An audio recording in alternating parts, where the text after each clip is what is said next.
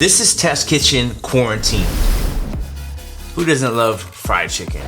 This recipe is super crispy and super easy. You need 5 cups of flour, 1 cup of plain flour, 2 cups of flour for the batter, and 2 cups flour for the seasoning. Then for the wet batter, you're going to whisk in club soda just until it's runny enough to dip the chicken into. To impart some flavor, we're going to marinate it for 1 hour in fish sauce, garlic powder, and onion powder.